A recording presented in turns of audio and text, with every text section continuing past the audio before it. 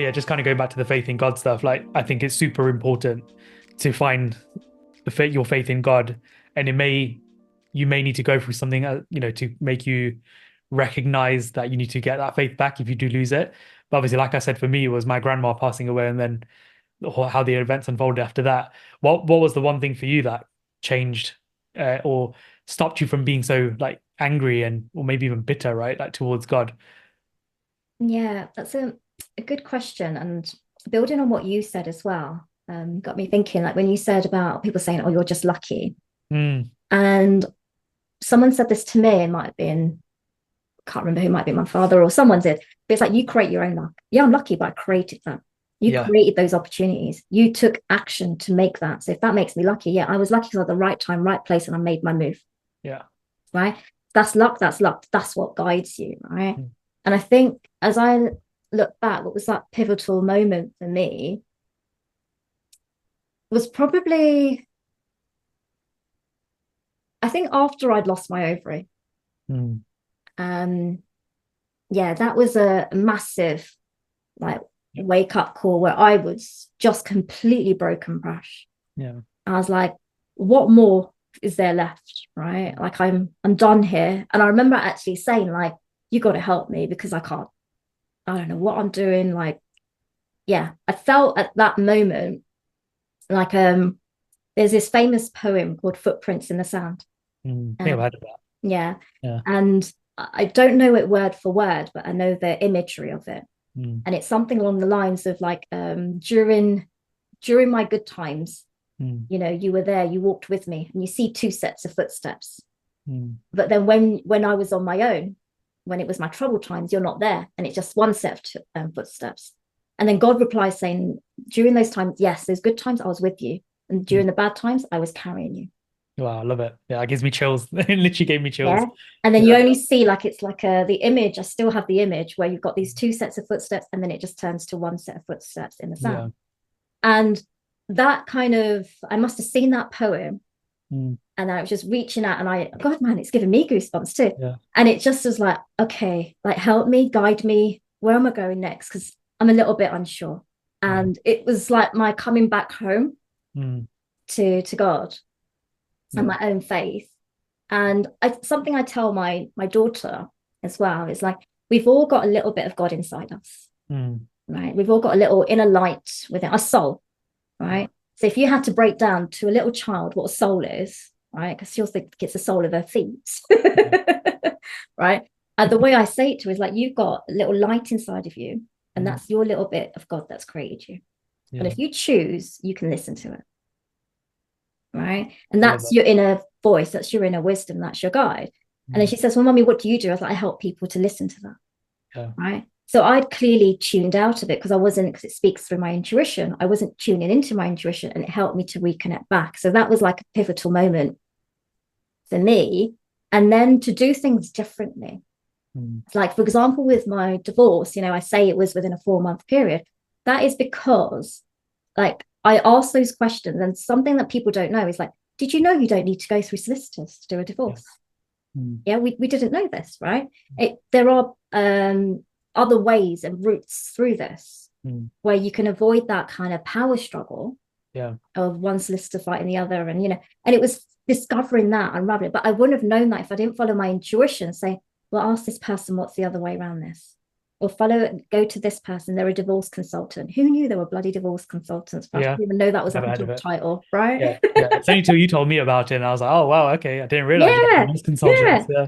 And it's interesting. Like now, I know some people that are going for divorce. I'm like, don't go to a solicitor. Like, no disrespect to solicitors, they're doing the job that they've got to do. Mm, But it just heightens things when you can go through a consultant who can mm, help you to manage the emotional side of things, and mm, also say, right, look, this is how you can manage it in a more amicable way if you yeah. choose. This is why you've just created quite an angry email, Shwa. Maybe you should tone that down a little bit. Yeah. Yeah. So you've got like another pair of eyes on Mm, things. And it was having that. And look, where did that come from to even think about going to a divorce? Following my own intuition, following yeah. those little inspired, that luck, so-called luck that we call. Yeah, I Mm, saw an opportunity and I went in for it. I yeah. didn't know what it would link to, and then it's following those little breadcrumbs. Yeah. Yeah. Following the little whispers Mm, of intuition that you get. And doesn't matter if it doesn't make sense.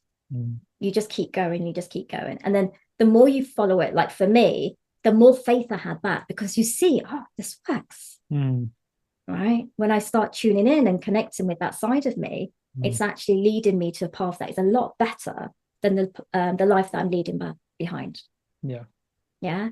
So I think for me, it was a combination of, I'm quite practical as well. Like it was still following because you've got to do things. So there's one thing about, even for you as well, like whilst we talk about, reconnecting with our faith and spirituality, we weren't just sitting there doing and meditating Yeah. and hoping that things will just magically change. Yeah. We took action, Mm. but we had that faith guiding us that things are going to get better. Yeah. Take that step, take that next step, take this step, take that next step. When you Yeah. said, right, 2021, I know this is going to be my year. Mm. Like that, imagine what message you're sending to your subconscious. Yeah. This is my year. That's powerful, Prash. Mm. No, it And definitely then, is. and then you're wired then in that way. Mm. Yeah. So then things are going to come to you. And when Mm. you see an opportunity, you're taking it. Yeah. Right. And you're following it and following it. And then things then, Mm. unfold.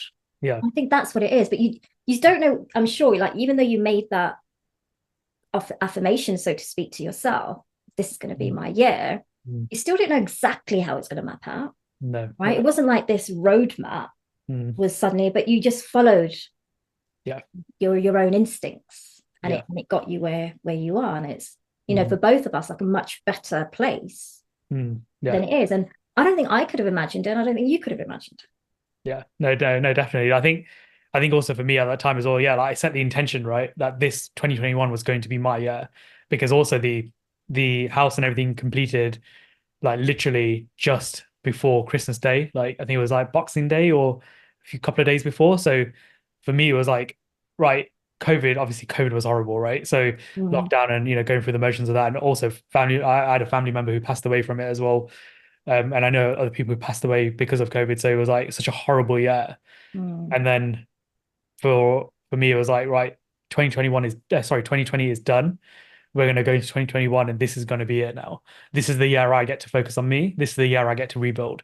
So yes, I didn't know how things were going to go, but I did have my vision boards and I was journaling. So I was always reaffirming the right things and always setting the intention for like, mm, well, I want this year. This is what's going to happen.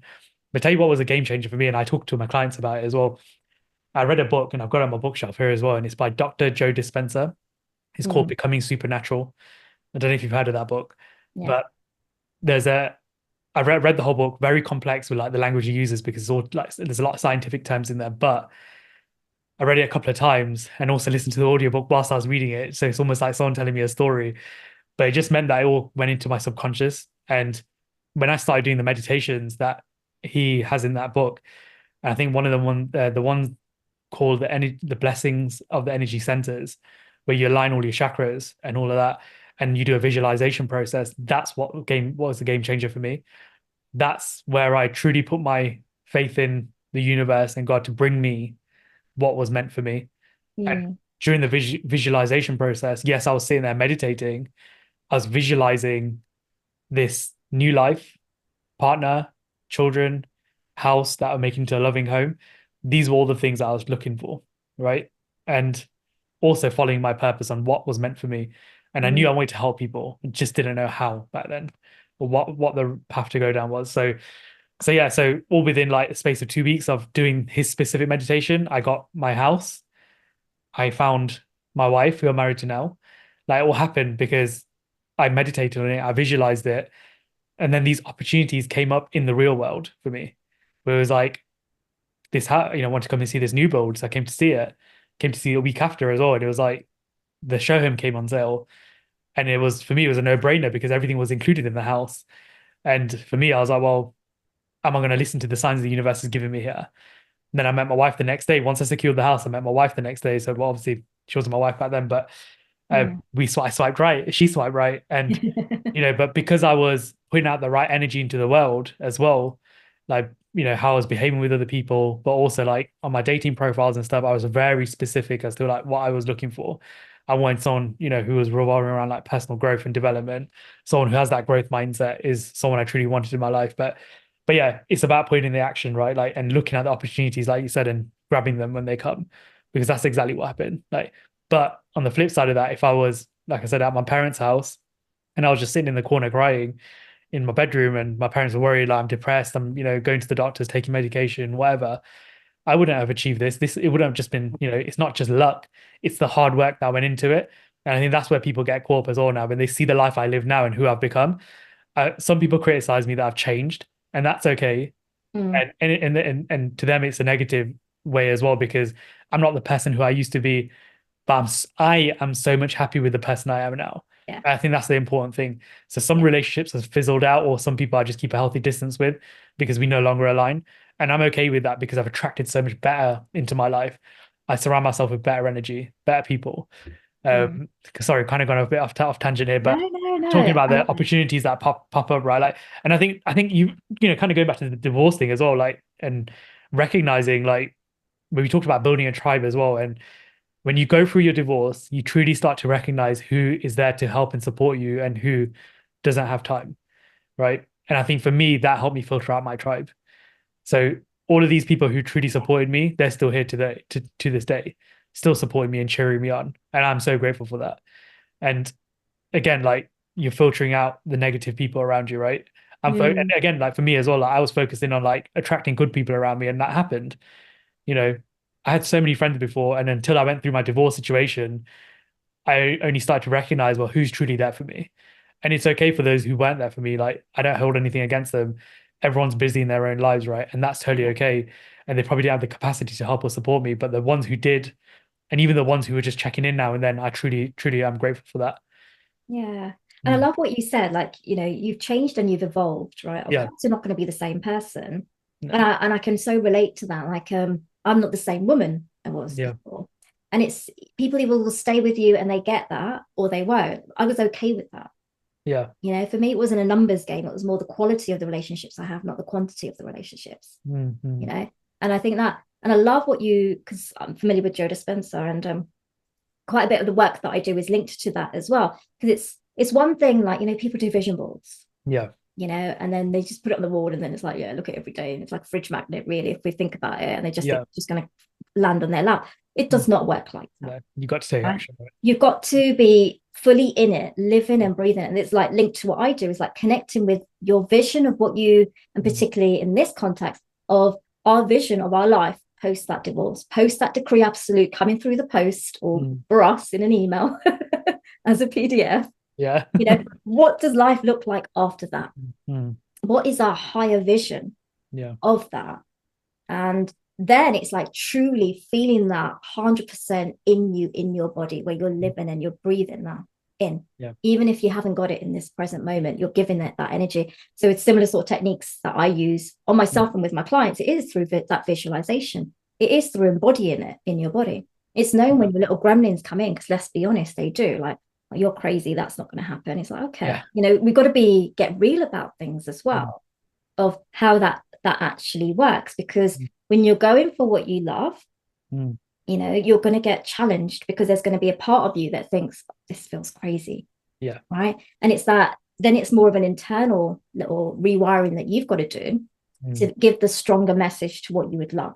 Yeah. And then things start unraveling and you take those steps, you take those actions to go forward, Mm. right? And if I think about it from my journey, that's how the amicable co-parenting came about. That's how my business came about. That's Mm. how I had much more healthier relationships with men. There was like a thing with me where I wouldn't say I didn't like men, Prash, but I was just a little bit like, oh God, I'm a bit nervous about Yeah. now entering into this realm. And then Mm. something just went in me. I'm ready.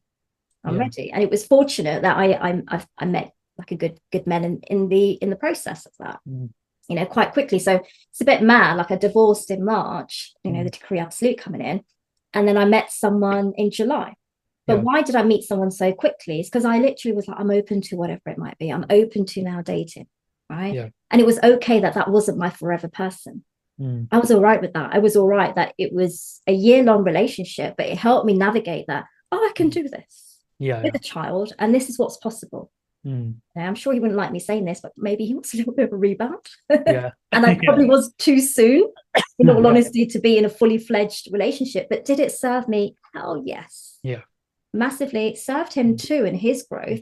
But then Mm. it wasn't like we're like he wanted more, I didn't, we parted ways. But then the way I did that was again Mm. that my vision was more. Yeah. Right. And I get for you, like you met your partner and that's beautiful, but it's like that growth is just having faith that there's still more, there's still more. Yeah, of After course. him, I met, like, a very gorgeous man after that as well. So it's Yeah. just that kind of Mm. knowing that the universe has got you. You just Yeah. be clear on your vision and following that through and giving that, everything in your being, feeling that through and guiding you Mm. forward. And it might be something we talk about in another episode, actually, of unraveling and unpacking what is that? What did you do Yeah. crash of that journey post divorce and Mm. rebuilding our lives? Because I think that's might give hopes to some people, because I know others Mm. where they've got their degree absolute and then they felt quite lost. Yeah. What now? Yeah. No, definitely. I think So definitely it might agree be with something to just unpack a little bit as well of what does that sound so like dramatic, but life after divorce. yeah. What is Yeah. that? How Yeah. can you then knowing that it's a very different version of you now showing up, Mm. Yeah. and how you're going to navigate that? So I think that's probably a precursor to the next episode. Yeah, no, definitely. I definitely agree. And just kind of just kind of like touch back on like what you said there about kind of being ready for dating there, right?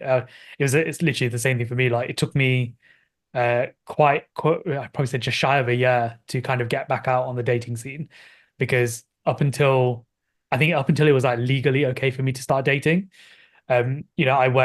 I heavily worked on myself, and knowing and acknowledging that I wasn't truly healed, I did get into a relationship with someone, and unfortunately it didn't work. I say unfortunately, but fortunately it didn't work out with her because we didn't align. However, Yeah. we had a great time and I grew through that process, and I'm sure she did as well.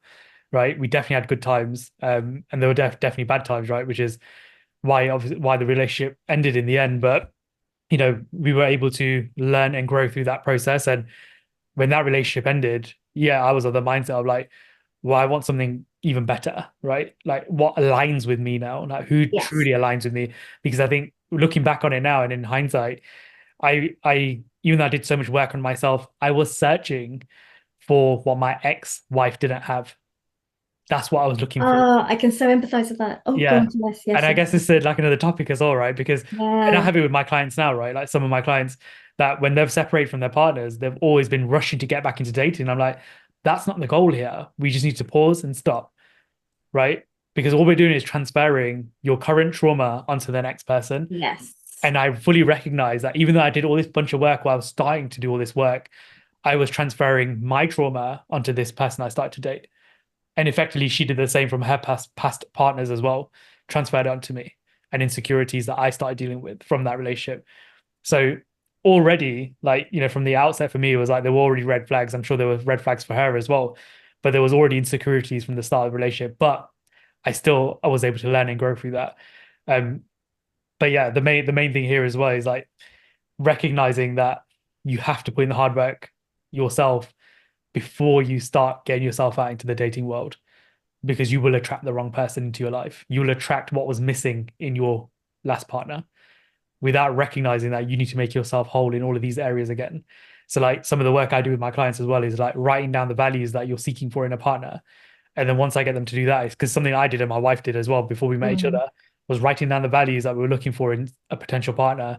But then, and I'm sure you can resonate with this and this stuff you do, but then embodying them values, making sure 100%. that you are putting that same energy and you are behaving the same that you'd expect out of your future partner. Yeah. And that's truly how me and my wife met.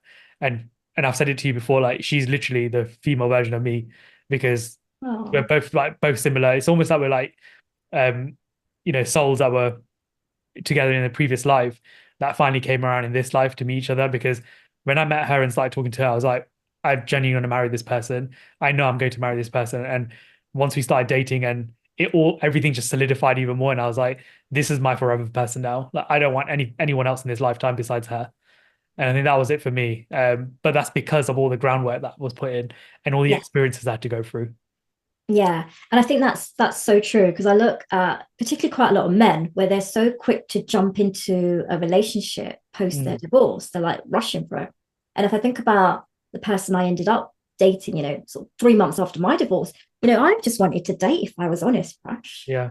The plan wasn't to be in some fully Mm. fledged relationship for a year, but it was Yeah. a good learning experience for me because I realized what my values are in a relationship. And I like what you said. I was looking for the opposite of what like my ex-husband wasn't, right? So Yeah. like the better qualities which this person had.